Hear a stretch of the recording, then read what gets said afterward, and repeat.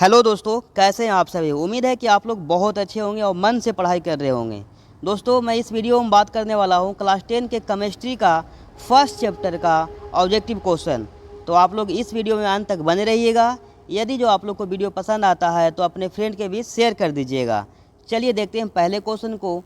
और एक बात और, आप लोग को है ना, क्या है कि प्रत्येक क्वेश्चन का आंसर कमेंट बॉक्स में जवाब देना है हमें आंसर बताने से पहले। चलिए देखते हैं क्वेश्चन को। पहला क्वेश्चन है दोस्तों कि जिसमें आयनों का आदान प्रदान होता है कहलाती है।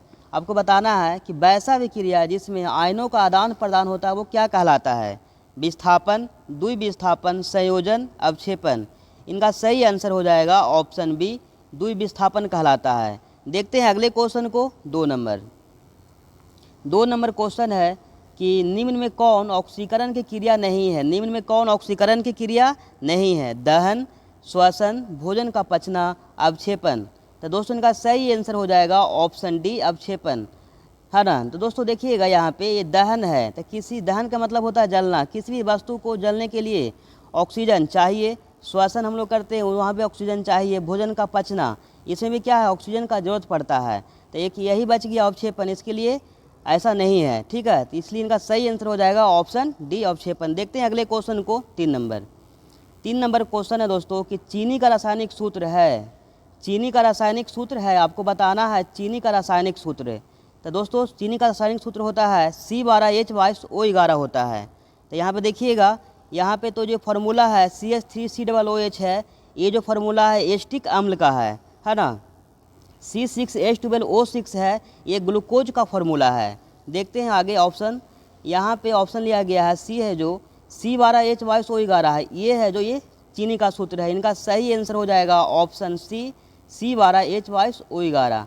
ये क्या है, चीनी का सूत्र है। ये फार्मूला है जो CH3CHO है जो, है ना, एसिटाल्डिहाइड का फार्मूला है। तो इनको आप ध्यान रखेंगे। ये सब जितना भी फार्मूला है इंपॉर्टेंट है, ये सब एग्जाम में आपको पूछा जाएगा, यही सब क्वेश्चन रहेगा। देखते हैं अगले क्वेश्चन को। 4 नंबर क्वेश्चन है दोस्तों कि रासायनिक अभिक्रिया के दौरान, है ना, रासायनिक अभिक्रिया के दौरान किसी पदार्थ में ऑक्सीजन का ह्रास, है ना, कहलाता है। दोस्तों आपको बताना है कि रासायनिक अभिक्रिया के दौरान किसी पदार्थ में ऑक्सीजन का ह्रास, ह्रास का मतलब, कहने का मतलब हुआ कमी। ऑक्सीजन का कमी क्या कहलाता है। उपचयन, अपचयन, संक्षारण, इनमें से कोई नहीं। तो दोस्तों इनका सही आंसर हो जाएगा ऑप्शन बी, अपचयन। और दोस्तों यहाँ पे ध्यान रखिएगा आप, यदि जो आपसे पूछा जाए कि किसी रासायनिक अभिक्रिया के दौरान किसी पदार्थ में ऑक्सीजन का योग क्या कहलाता है, जब आपसे बात करेगा ऑक्सीजन का योग के बारे में, तो उनका आंसर हो जाएगा ऑप्शन ए, उपचयन हो जाएगा। तो इनको आपको ध्यान रखना है। देखते हैं अगले क्वेश्चन को। 5 नंबर क्वेश्चन है दोस्तों, है ना। 5 नंबर क्वेश्चन है, आप प्रत्येक क्वेश्चन को जवाब देने का प्रयास कीजिए कमेंट में।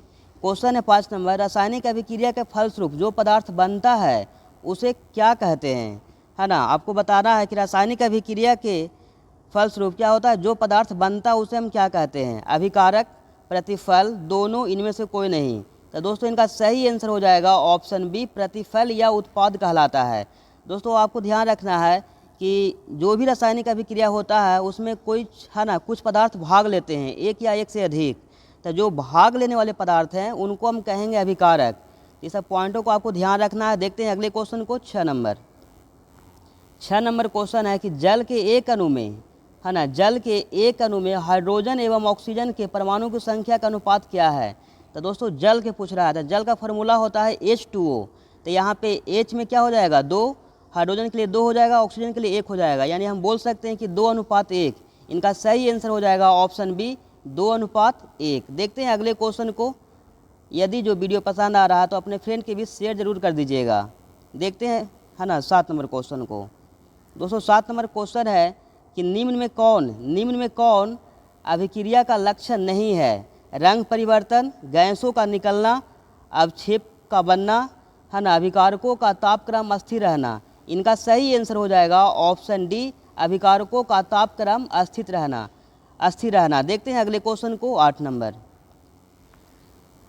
क्वेश्चन है दोस्तों कि जिन अभिक्रियाओं में ऊर्जा अवशोषित होती है उन्हें कहा जाता है ऊष्माशोषी अभिक्रिया, वियोजन अभिक्रिया, ऊष्माक्षेपी अभिक्रिया, इनमें से कोई नहीं।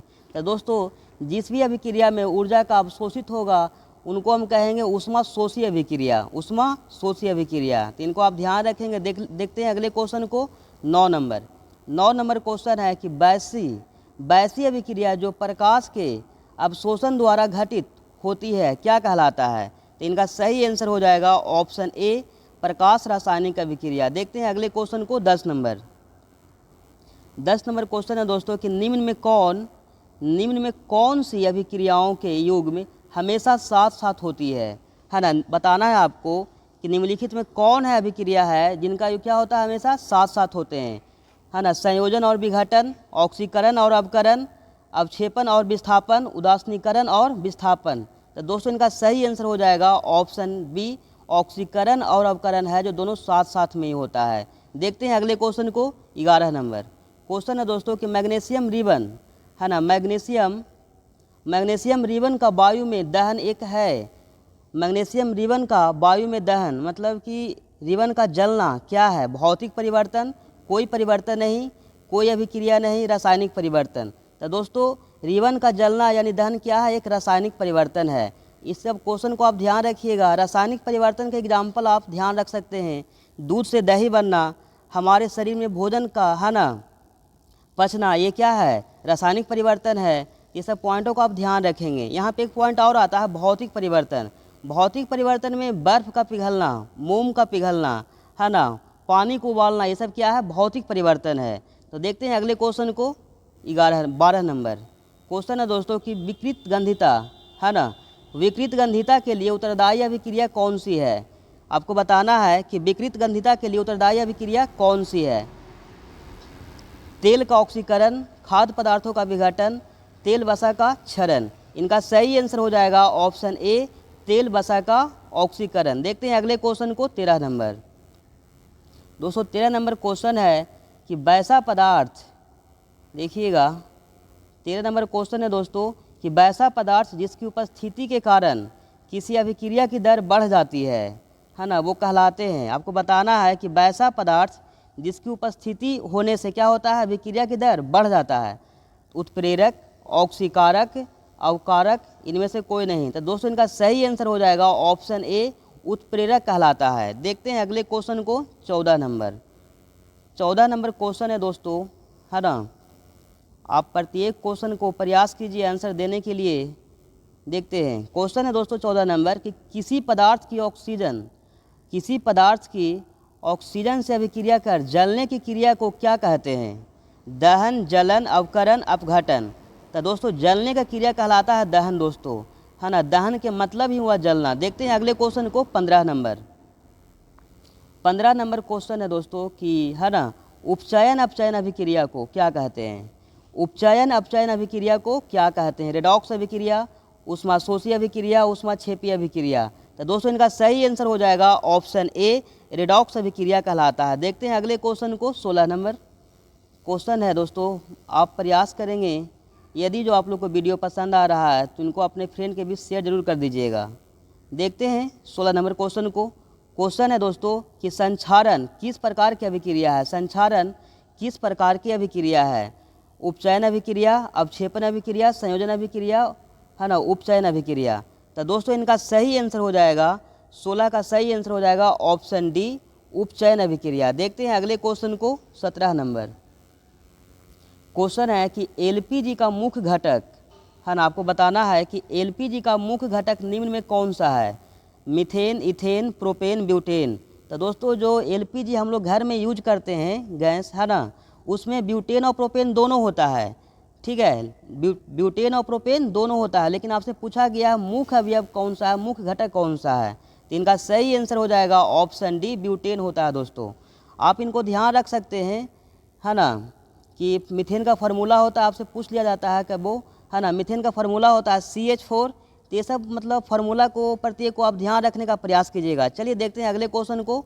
18 नंबर क्वेश्चन है दोस्तों 18 नंबर कि एलपीजी एक गंधहीन गैस है ना। एलपीजी एक गंधहीन गैस है, इसमें गंध के लिए मिलाया जाता है। आपको बताना है कि जो एलपीजी है क्या है, गंधहीन गैस है, उसमें कोई गंध नहीं होता है, लेकिन इसमें मिलाया जाता है।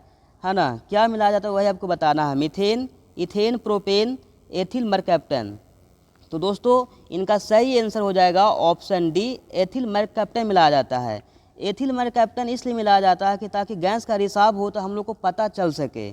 ठीक है, देखते हैं अगले क्वेश्चन को। इनका फार्मूला होता है एथिल मरकैप्टन का C2H5SH। इनको आप ध्यान रखने का प्रयास कीजिएगा। देखते हैं अगले क्वेश्चन को, 19 नंबर। 19 नंबर क्वेश्चन है दोस्तों कि निम्नलिखित में कौन ऑक्सीकारक है। निम्नलिखित में कौन ऑक्सीकारक है। तो दोस्तों इनका सही आंसर हो जाएगा ऑप्शन डी, O2। देखते हैं अगले क्वेश्चन को, 20 नंबर।